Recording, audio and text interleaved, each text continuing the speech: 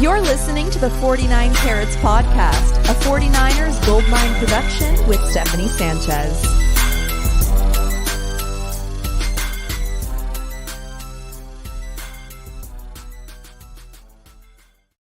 What's going on, everyone? Welcome to another edition of the 49 Carats Podcast. I'm your host, Steph. It is Monday, August 19th, and yesterday the 49ers played their second preseason game. So, as always, the way we do it on a Monday after games, me and my Monday co-host, Weston, we nominate some players for 49K Player of the Week. So, we'll be doing that here in a bit. It's going to be a fun show here today. But, Weston, how are you doing today, man? I'm not full Victory Monday mode, but I will say this. A little birdie, or at least what used to be a little birdie is now an ex, told me today is a special day. Happy birthday to you, Steph. Thank 25 years young and living the dream. Happy to be part of your quote-unquote birthday celebration, even though I know it's kind of a mandated thing around here on Mondays. I like that you rolled with the 25. Before we went live, he said, it's your 25th birthday, right? And I was like, yeah, we'll go with that. And he went along with it for this live as well. So as far as everyone knows, yes, I am 25, and that's all you guys need to know. But Weston, I mean, we had a preseason game yesterday, the second one, got a better idea of what some of these young players are going to be looking like, what the maybe quarterback situation is going to be looking like, or maybe it muddied the waters a little bit just based on the performances that we saw. They were pretty good. So, I mean, just high level, what were your thoughts on the second preseason game? I was hyped for the start of the game just to watch 49ers football. Being honest, I was relatively underwhelmed by the game. But this is what I expect in preseason. I expect it to be a little bit more crisper in this, what was formerly traditionally the third preseason game, where you got the starters and you got to see a little bit more of a couple wrinkles. We were robbed of that, right? Very limited starting activity, especially on the offensive side of the ball. It just, very few individuals flashed for me. I was hoping to see some players that I didn't even really get to see, some continuation of, preseason week one performances. But by and large, a win is a win is a win.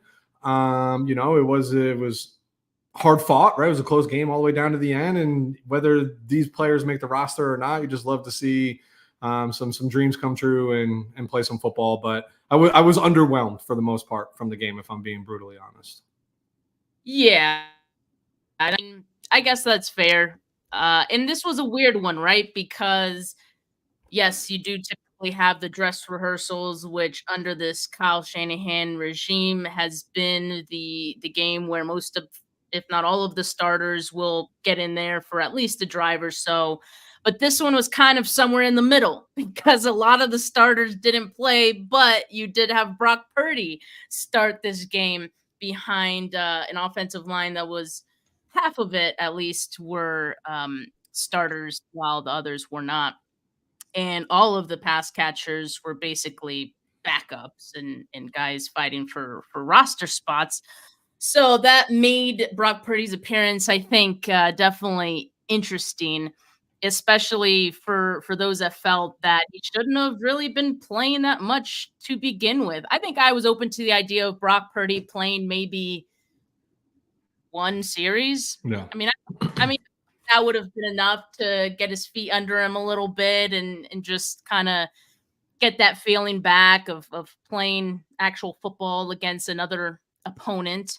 I wonder if had the 49ers done their joint practice with the Saints this week, if Kyle Shanahan would have not had Brock Purdy play this game. But because he didn't really have that scrimmage experience against another team throughout the week, it's kind of like, hey, like, do you want to play in the second preseason game instead? Like, that could be valuable for you. To which, of course, Brock Purdy, as we know, like, why wouldn't he say yes? Yeah. He said, yeah, I'd love to. So, yeah, I kind of wonder that if that had anything to do with it as well. I know people weren't a fan of him being out there as long as he was. I get it, but at the same time, the amount that he was out there, it's like, was it really worth him getting that experience back of just being in an NFL game again? So I might be in the minority on this, but I 100% think he should have been out there. This is not a 10-year vet, right? Like, for all intents and purposes, this is like literally his first true offseason, right? As like the starting quarterback. I think you need to get as many looks as you possibly can within reason. I think, if the jury's still out, he certainly needs to go through the mentals, suit up, prepare, do all of that. Now, here's what I do believe. I do believe that if the 49ers had gone down and scored a touchdown or even multiple first downs and kicked a field goal in that opening drive, I believe that would have been all you saw of number 13. But the truth is, they had 1 first down in 3 possessions in the first quarter, right? There was no flow to this game, so you really didn't even get a chance to get Brock into any sort of rhythm. I think there's a learning experience that comes out. Like, you saw that he still has the ability to keep a play alive. He made a poor throw. He had the player on the one that we all want to nitpick. He had the player. He just sat there, didn't realize that corner dropped off of his responsibilities because he saw Brock the whole way and telegraphed it.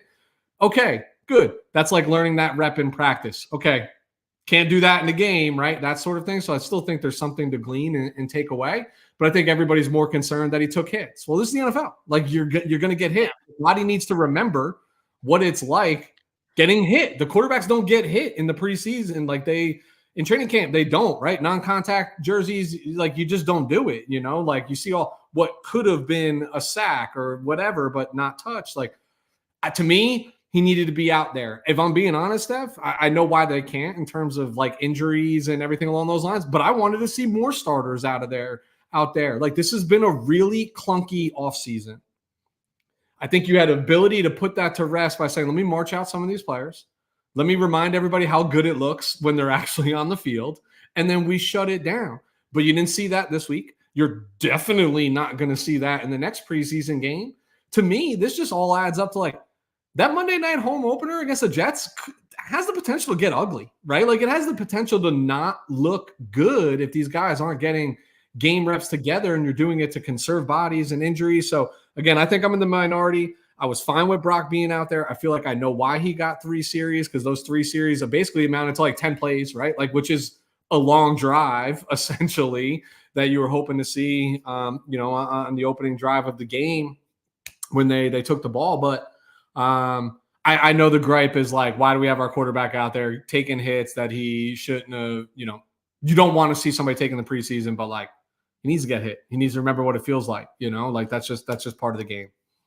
Yeah, Brock Purdy threw 6 passes in this game. He was 2 for 6 for 11 yards. So it wasn't the best showing. I'm sure if it was a stronger showing from Brock, you wouldn't have people so upset. If he didn't get hit twice, you wouldn't have people so upset. But of course, I think, in preseason, people are always going to be up in arms about starters playing any sort of snaps. And by the way, Kyle Shanahan, I think, did say that most of the starters would be playing in the final preseason game. So we can expect to see that. And as far as the reasoning from Kyle Shanahan's standpoint as to why Brock Purdy played in this game, here's what he had to say. Just thought it'd be good for him to get a couple reps in, or a couple drives in. We were hoping it would be one long drive just to get him out, similar to what BA had last week. But we had, I think it was 2 3 and outs, so I don't want to go past that. I think it's good for quarterbacks to get in. Felt good with the guys that were in there, and we're pretty conservative with what we did with them. And I felt Brock kind of wanted to do it too. And Brock Purdy, as you can imagine, was also asked about this. And, Brock Purdy, I thought, had a pretty good answer for himself as well. Yeah, at practice, you're not getting that. You're obviously you get a pass rush and all that kind of stuff. But to get out in the game and understand that, there's a mental clock where you have to get the ball out or else you're going to get hit. Or there's times where you do have to stand in there and take some hits. Like, that's the kind of stuff you can get in practice. And so, honestly, it's those things that, I liked, just the idea of playing in a preseason game to feel again, before the season gets here and everything. So, it's good reps for me. It's a good feel for me as a quarterback. So, I didn't mind it. It's part of the game. It's part of the game indeed. So, yeah, I'm not as like upset about it as other people, but of course, I see both sides of the coin in this situation. There was a clip from Raheem Morris, who's now the Atlanta Falcons head coach, and he was kind of giving his reasoning behind why Michael Penix wasn't going to be playing like preseason or starting in preseason. So, yeah, I just two different philosophies. You're gonna get that in the NFL. So we know what Kyle Shanahan and what Brock Purdy's is. So I guess we could put that to rest, all these questions that we have. But aside from that, Weston, I would have to say that the offense looked pretty good outside of, like I said, the Brock Purdy part of it all. Once Josh Dobbs came in, it was pretty electric. And I have to say, like, these young guys look pretty freaking good. So I just can't wait to talk about those guys. And I mean, let's just get right into it, right? Yeah. Just some of these nominees that we have for 49K player of the week this week. For those of you that don't know, you know how we do, or maybe you don't. Every week after a game on Monday, Weston and I talk through the game, and then also we give our nominees for who we feel is deserving of 49K player of the week based on their performance. And so I think there were a lot of really positive performances in this game, definitely more positive than bad in my opinion. So Weston, as I always let you do, I'm going to have you go first in this one. Who's your first nominee? I'm going to take the rookie wide receiver, 83 now. Yeah. Hopefully he changes that number once the roster cuts happen, because that's just an ugly wide receiver number in this day and age. But Jacob Cowan, we've been clamoring to see him. This is our first, obviously game action that we've gotten is to see him play. Statistically, 4 catches, 51 yards, had the really nice catch and really good body control on that one down the sideline that, I don't know, 38, 40-yarder or whatever it was from Dobbs, that on a better throw maybe leads him into the end zone, but still makes a heck of a catch. He had the jet sweep for 19 yards, so he touched the ball collectively 5 times, 70 total yards. Really good first showing, in my opinion. And I think the most important takeaway for me, Steph, is like the moment didn't feel too bright, too big. Like he handled himself like a professional, made the plays, got right back to the huddle, no extravagant celebration. It was just more like, hey, act, the old utilage of act like you've been there before, right? And to me, he really acted like he'd been there before. I'm really impressed with the route running from the rookie. I think the more we see of that, the more confidence he breeds as a player. Maybe that lends itself to special teams on the punt return, maybe on kickoff return. He's clearly electric in space, right? Like really shifty, really fast. You saw it on the end around, right? I think most players would probably get hawked. He was able to stretch it and keep going. A lot to like from his first showing, and I hope that he can just stackpile more days like this, and he will find himself on the 53 in no time, week after week. And I think, dare I say, he just feels like he fits the offense, right? Like this feels like a tailored pick, and one that they're like, ooh, this one might just work out. But we don't know that about the first round draft pick yet, right? This one feels like it fits really nicely and is not an in lieu of player, right? Like no Ayuk, we replace with Cowan. It's like, no. He just fits into the equation. I think he's definitely come midseason. I think he's going to have a pretty significant impact on the offense. I think so too. And I think what's most impressive about Jacob Cowan is the fact that, I mean, we didn't really get to see him much in training camp because he was in and out with injuries. So it was very limited what we got to see. I'm sure coaches got to see a little bit more than we, the fans, did when we were there. But that obviously takes you out of a rhythm, right? When you're in training camp, it's your rookie season and you get an injury kind of right off the bat, right? But it doesn't look like that impacted Jacob Cowan at all, because as you mentioned, you're seeing the same things I did. And I'm sure everyone kind of got the sense of that too, that he just looks very comfortable and confident already.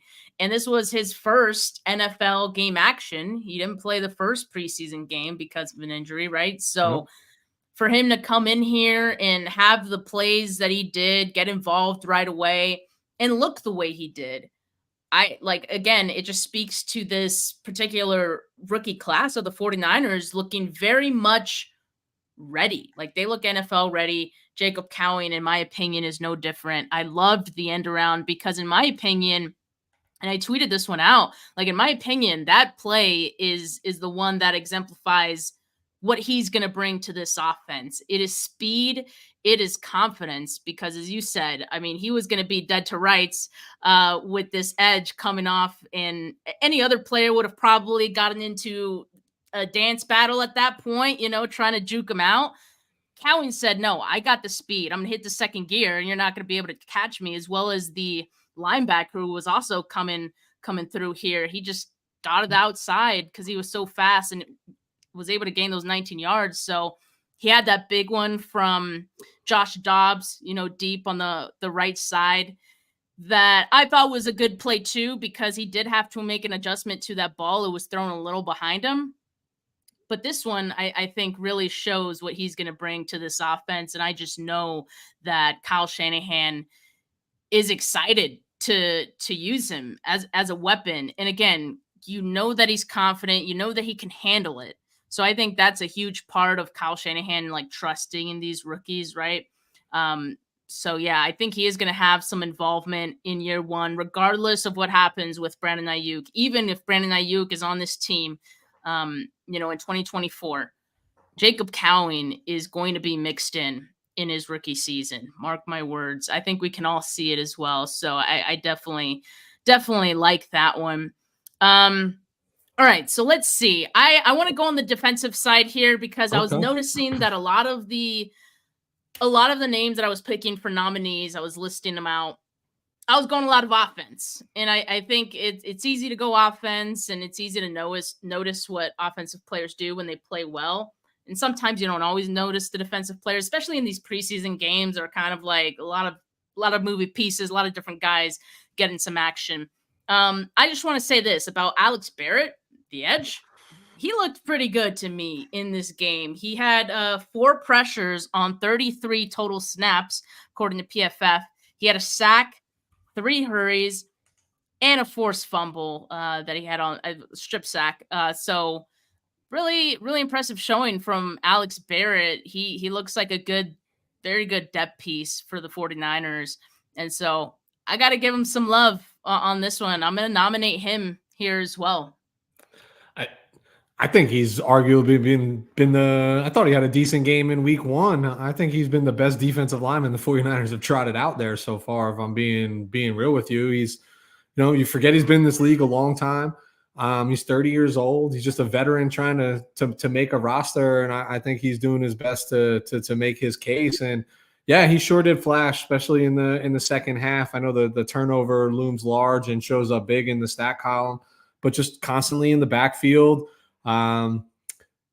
Just a nice little piece. Although every time I see Barrett in 58, I'm thinking like my brain wants to say Shaq Barrett. Like, I have to remind myself, like, no, this is Alex Barrett. But no, I think he's now stacked consecutive pretty good games. Week 2, much stronger. I don't want to say much stronger than week 1, but I think he's been the most consistent. And it just seems like a little bit of a relentless motor. So I like this. He's definitely on my short list for the week as well. All right, Weston, who is your second nominee here? I'm going back to the offense. I feel like you did. This is your birthday, Steph. I'm supposed to give you the easy ones, the layups. I feel like I know. I thought you would. I mean, you could still save me one. How about you do one defensive player? Okay, I'll do a defensive player. Not to force you or anything. I want you to stay on your list. Who'd you have on your list? All right. So I'm going to go back to Tatum Bethune. Yeah. I just want to, I think another guy, right, who, yes, he's getting the mop-up time and he's getting the garbage time in these preseason games. I think he got a little bit more without D. Winters playing yesterday, so he got to see more. Certainly led the team in tackles.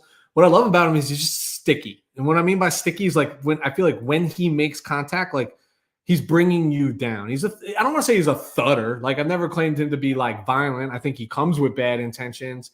But he's just there. I think the game's still moving fast for him. If I'm being honest with you, I still think he's quickly realizing how much different this game is than ACC football when he played for Florida State.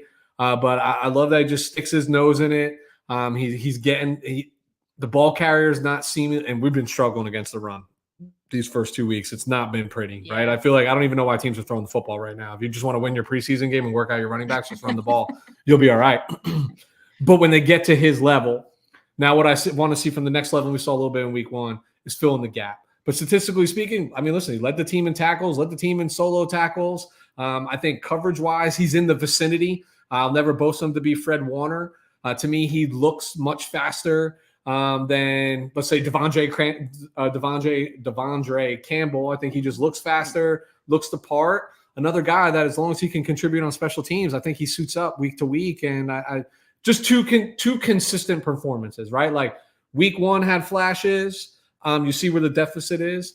I think week 2, just a similar consistent performance with more playing time.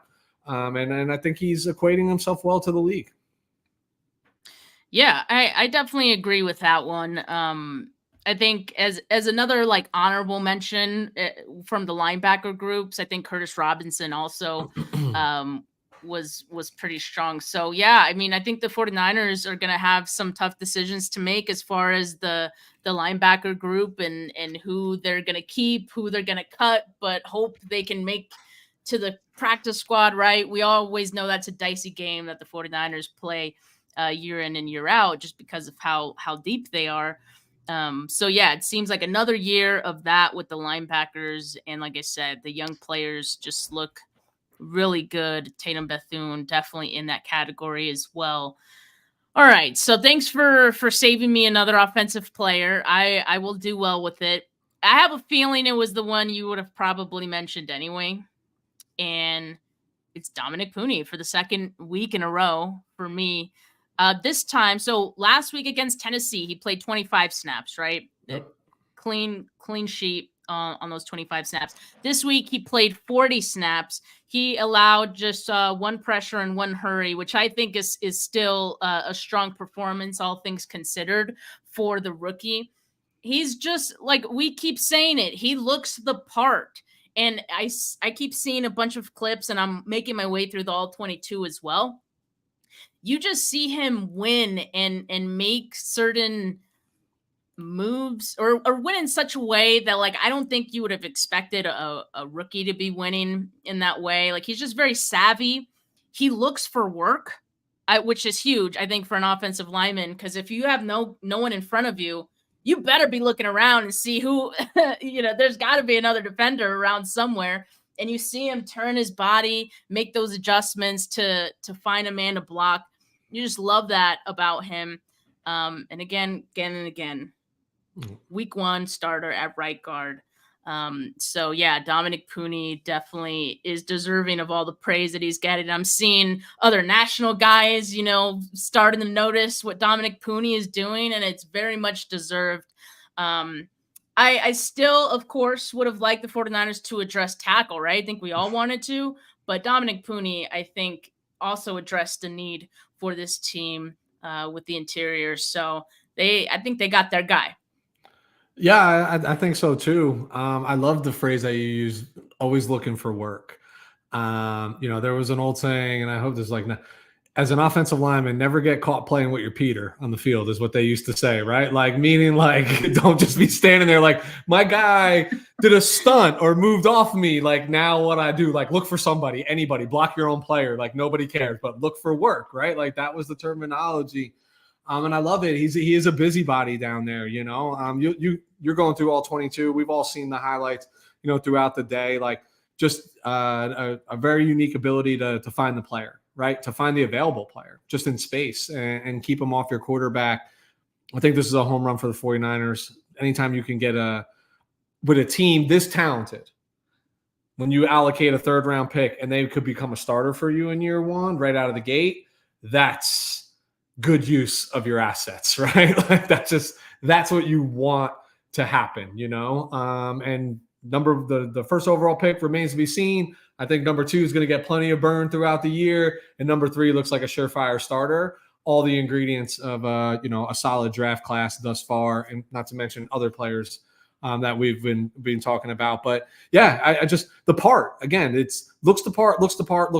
I'm excited because I think problematically speaking, we were all concerned about specifically the right side of the line and the right guard, and we tossed a million names out, before draft, post draft. Nobody knew what we really had in Pooney. We were excited about it, and now you're seeing it unfold. And this guy probably going to have a long career as a guard in the National Football League.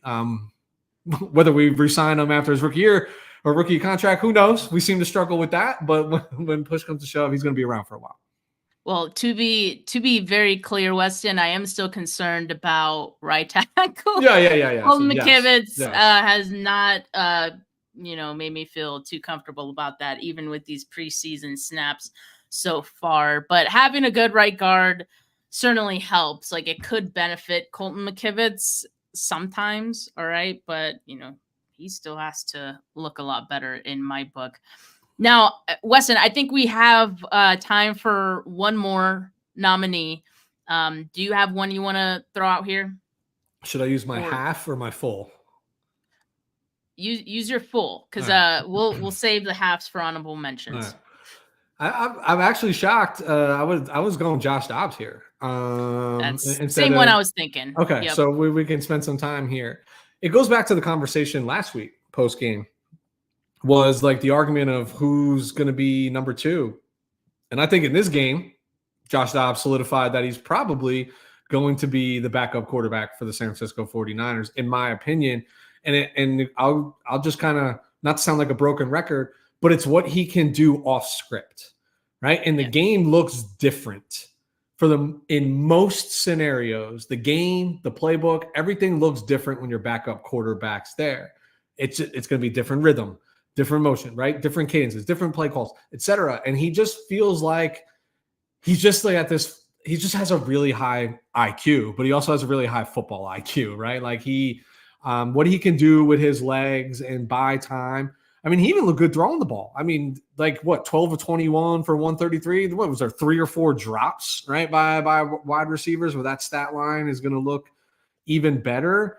I think he did what he was supposed to prove that he should probably have the QB2 slot for the 49ers. I thought he played a heck of a game. Saw you tweet it out. Saw plenty of people tweet it out. I think electric, right, was some of the words that were used out there to describe that. And that's kind of what you want from your backup quarterback, somebody who catches lightning in a bottle. And I feel like that's what he has the ability to bring to the table. Now I'm saying if something happened to Brock Purdy, is Joshua Dobbs carrying the 49ers to the promised land? Most likely not, right? But in a pinch, if this guy's got to play a game or two, I'd feel very confident with that. Organizing a game plan around him for 2-3 football games, I think you could get away with it and be highly productive. Yeah, I mean, I do think there's a reason that he got benched by Nick Mullins by the Vikings last season, right? I think he's not a long-term solution for anyone, but he certainly could show very well in spurts, right? And that's what you should want a backup quarterback for, right? Like someone who can come in. Like ideally, your backup quarterback isn't finishing a season out for you. Ideally. I know it happens sometimes in the NFL, but like by then, I think you all know that, if your starting quarterback goes down, most of all 32 teams are going to be like sunk. They're going to be bad after that. So at the very least, you want someone exciting for a quarter or two, a few plays. If your backup quarterback does have to go in for short periods of time, and I think Joshua Dobbs is like the perfect guy for that. Now, here's what I've been saying for some time, and I still think this. I hope it's not true, but this is what I think about the 49ers. That I think they like boring and safe for their backup quarterback. And I think that would equate to Brandon Allen. But I think what I saw from Joshua Dobbs in yesterday's game was that he could play within the structure, right? Like he was making throws. To me, the timing looked good on those, right? He was finding guys open. And it was when he needed to that he was able to extend plays, and we saw what he looked like then, and we saw what he looked like when the 49ers were at the goal line in the red zone, calling a zone read for him. I mean, that has to feel good for an offensive play caller to know you have that in your back pocket and you have a quarterback like Dobbs who can actually execute that, to be able to get a touchdown there. So, yeah, I think Dobbs is intriguing, right? I think if is just as, I don't know, I can't find the word, but just as, I guess, excited as we are to watch Josh Dobbs play in a preseason game, then how can you say no? How can you Yeah. say no? And I also think this, like, I think he should make the 53 at this point, just because I know there's going to be other teams who are going to want him. Like I'm sure the Vikings would take him back. So I'm like, let's just hold on to that and, see what happens. I do think the 49ers are going to try to stash him onto the practice squad. I think he's going to get picked right up if they do that. So we'll see. But I like Dobbs. It's great vibes. Great vibes are on him. The argument is always going to be, and I've seen the comment here in your comments as well. And yes, I agree with you. The 49ers tend to like the boring, safe option. And the thought process is, well, they know the offense. I don't have to change the offense, right? I don't have to change the scheme. I get all that, but that's not really true.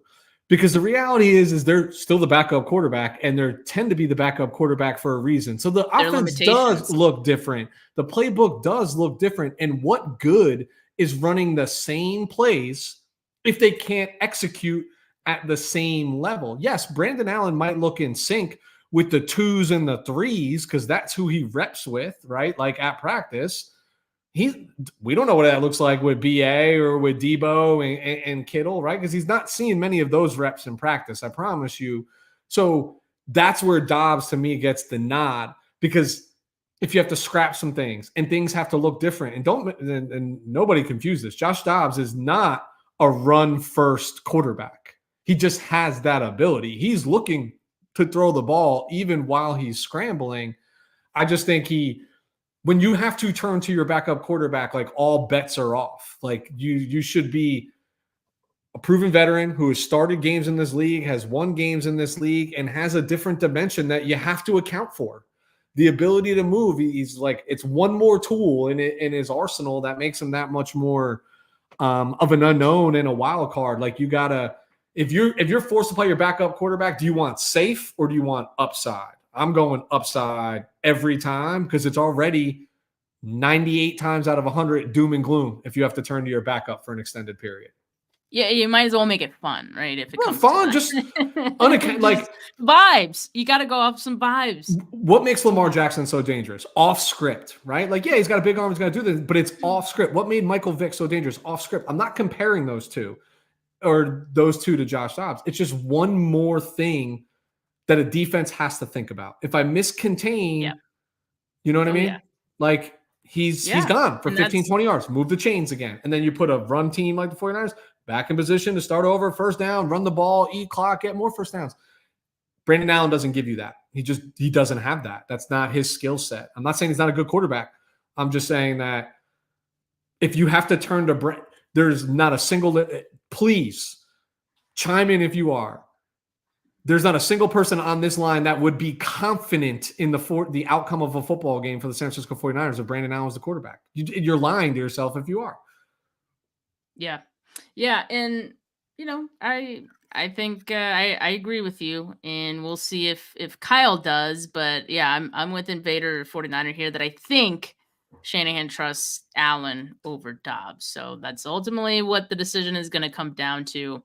So I'm preparing myself for that outcome once roster decisions are made. But hey, we've got our 5 guys that we have nominated for 49K Player of the Week. While you guys vote in the comments, this is the time that you guys could vote in the comments in the live chat. I could see YouTube and I could see Twitter comments, Instagram Live. I cannot see those. So head on over to one of the previously mentioned platforms to get your votes in. while you guys do that, me and Weston are going to give some of our honorable mentions. I already gave one of them. Curtis Robinson would have been one of mine. And so, Weston, I'll let you give one honorable mention here, too, because you said you had 2.5 players to nominate. I'm going to let that. Who's the half?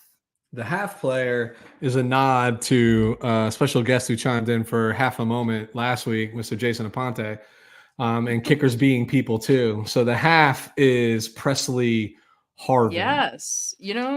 I mean, I think even Jay would agree that three Presley punts Harvin looks pretty good. inside the 10-yard line. I mean, he did everything he could to put his defense in favorable position, right? Like, if that was Mitch Wishnowsky, we'd be singing his praises to the rooftop against the 49ers number ones on defense. That's all you could ever ask for. No swing and misses, right? I thought he was just consistent. Like I said, 3 or was it 3 or 4? 4 total inside the 10-yard line, I think. That's crazy. That's half a season worth of work, and he did it in one game. Super impressive. Yeah. Super, super impressive. Yeah, I came away seeing that because I know that's difficult. Like, you don't see that every game, like you said. I came away thinking, geez, are the 49ers going to have to keep Presley Harvin? I mean, I know they still have Mitch Wishnowsky, who was active for this game. He was holding the field goals for Jake Moody. He's not able to kick right now. So I don't know. Do you keep him around just in case? Maybe you can flip him for a pick. Is anyone giving up picks for a punter? Because if they are, I mean, we have a lightly used Presley Harvin to offer. Slightly used, ready to go, as is. We're selling this as is, by the way. Yeah, Wishnowski suddenly feels like he can kick again. I'm sure he's going to be back at practice this week. Miraculous recovery from Mitch Wishnowsky if he makes it back, but I think we'll know why at this point. All right, I see some of you are getting your votes in. Continue to do that while I give my honorable mention of the week. And I do have to say, I'm gonna give it to okay, I'm cheating. I already said Curtis Robinson, but I have another one. Jarrett Kingston very quietly has put together 2 strong preseason game showings here. All right, so in the first preseason game against the Titans, he had 31 snaps. He had a clean sheet. In this game against the Saints, he had 58 total snaps. So he played a lot more, 40 pass blocking snaps. And he allowed 1 pressure and 1 hurry as well. And I think he looks solid out there, and I think it's one of those things that's flying under the radar so far, just because everyone's talking about Pooney, and by the time Kingston is there, it's a little bit later in the game. But for those of you paying attention, I mean, I think Jarrett Kingston deserves some flowers as well. So I'm gonna give him some love for that. Yeah, I think his play is easy to overlook just for the mere fact that it's the bottom of the depth chart, right? Where he's fighting for, right? And that's all you can ask for as a rookie. It's the end of the game. It's basically our 3s versus their 3s, right? So it's just, I feel like most fans are watching with a different eye, right? So I think it's easy to overlook that because, for every Jarrett Kingston, I could also say hey, in my opinion, Nick Zakelj didn't look all that bad. He didn't look all that great, but he's certainly surpassed my expectations because I had higher hopes for him over the last few seasons that he'd see this amount of reps in the offseason.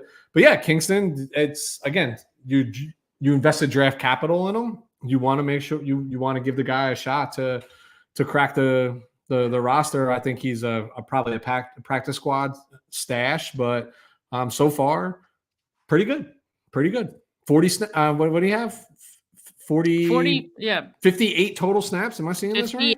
Snaps, 40 pass blocking snaps. So good for him. That's a lot of reps. What I'm saying. He was the was 6th round pick, right? He was the 6th round pick this year. So you're not expecting much. I was expecting him to be stash on the practice squad. I think he's putting a case together to make this 53 right now.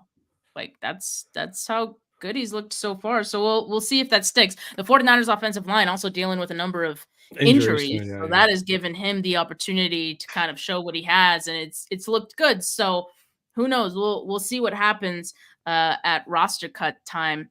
But I feel good about both Pooney and Jarrett Kingston so far. Weston, I saw you put a vote in I the did. chat. You voted for Jacob Cowing. Trying to interact with your fans, Steph. Trying Yeah, to it's great. rub some elbows and mingle. We got a lot of votes today. I think the only player that didn't get a vote today was Tatum Bethune. But aside from that, every I'm other not mad player at got a y'all. vote. I'm which not is mad at y'all. Yeah. I thought it was a good one. I appreciate that. Because I'm the one that nominated Alex Barrett. I just was trying to think outside the box, but yeah. That didn't quite move everyone else. But I think for this one, I'm gonna have to go for Jacob Cowing as well, and that makes Jacob Cowing our 49K player of the week for the second preseason game against the Saints. Really excited for him. Really excited to see if he could stack that performance in the 49ers following game. And I'd love to see some Brock Purdy and Jacob Cowing connection in this next preseason game. Hopefully Let's see we what practice looks like over the next few days, right? Who's getting out there early, who's sticking around after and taking some extra reps. I think it would behoove Brock very much to start getting some, toss the ball around with Mr. Cowan, get some timing down. Yeah, for sure. I think Brock just wants Ayuk back. I think he's silently protesting. That's really what that showing was in the first quarter for Brock. Just kidding, but maybe not really. All right. Well, a great fun show today. Thank you guys so much. Again, appreciate all the birthday love that you guys gave me in the comments. You know what I really want for my birthday is for you guys to subscribe to the channel if you haven't yet. Or, if you are already subscribed, turn on the notifications for the channel. Hit the notification bell so you know when I go live. Really appreciate that. Or share this podcast with one of your friends who maybe hasn't heard about 49K Pod yet. Like this video if you haven't yet. Audio listeners, leave a rating, leave a review. Appreciate all of you. I'm going off to dinner now. But Weston, thank you so much for joining me today. Adios, everyone.